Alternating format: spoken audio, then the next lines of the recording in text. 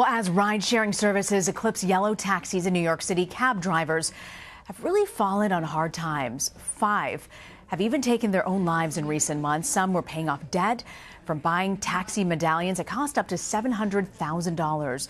But increased competition from Uber and Lyft have also hurt their ability to make money. For more now, we turn to Alison Griswold. She's a sharing economy reporter for Quartz, and also joining us, Harry Campbell, author of The Rideshare Guide, everything you need to know about driving from Uber, Lyft, and other ride-sharing companies. He joins us from Los Angeles. Harry, I want to start with you. Give us a sense sort of the financial toll that these ride-sharing companies have put on these cab drivers.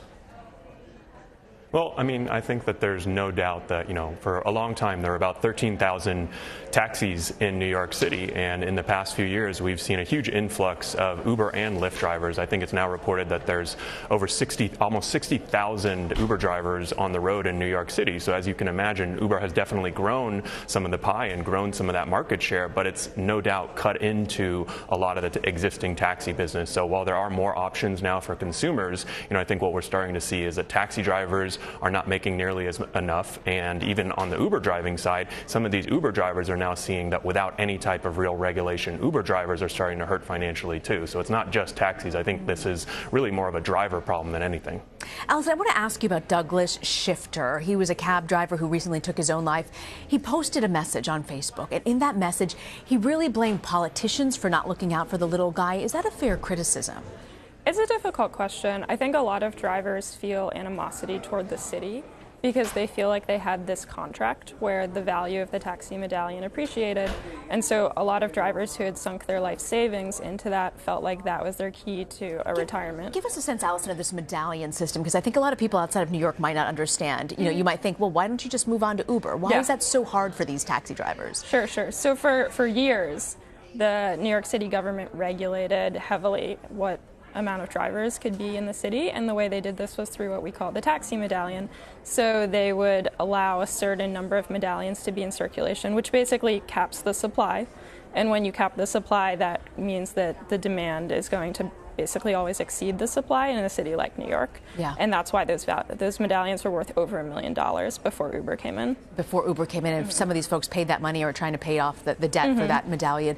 Harry, I want to ask you, has Uber in any way responded to this, the rise in deaths here, and do they feel that there's a pressure as you innovate to look at the human capital as well, or is that just not their problem?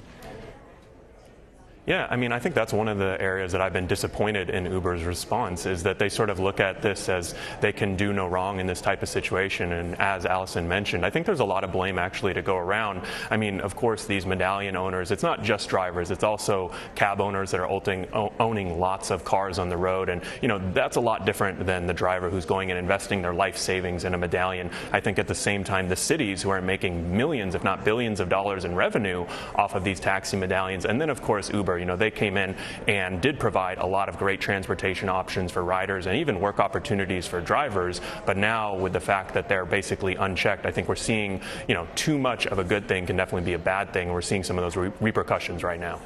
Alison, Uber kind of brands itself as you can be your own boss, but there's a lot more that goes to this. I mean, there's an algorithm with the cars that get picked up, the people you get picked up. There's also a pay structure. So where does that leave folks who use Uber, who actually are driving with Uber?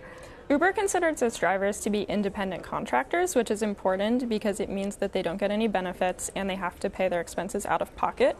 And Uber's had a number of legal battles over this. And it's like you say, it's somewhere in the middle. They are their own boss in the sense that a driver can choose when they want to work. They can sign on and off the app as they choose. But there's always an algorithm in control. So it's the algorithm that decides how much you're going to make for each fare. It might tell you there's a special promo you can chase. And so at the end of the day, you're sort of following that. Harry, are there other industries that you think could be disrupted by ride-sharing services? I think that definitely right now, rideshare is obviously having a big impact on the taxis, but I think for the most part, its scope is kind of going to be limited to taxis and rideshare. I mean, at the end of the day, I think this is really, like I said, more of a driver issue than anything. And Alison, you've done some reporting on sort of the disruption potentially coming to future of car rental. What's that about? It's very interesting. So we think of the taxi industry as the one that's been decimated by Uber, but actually you're starting to see these side effects where people are taking Uber for what they might have traditionally taken a rental car for. So a great example is when Enterprise got started and became really popular in the 90s. They saw themselves as sort of this stopgap measure for a family who maybe had to take their car into the shop. And nowadays, a lot of those people might not think to get a rental car. They're just going to take Uber in the interim. So the rental car companies are starting to really hurt because of that. All right. Alison, Griswold, fascinating reporting. Thank you for joining us, as well as you, Harry Campbell from Los Angeles. Thank you both for bringing us this important story.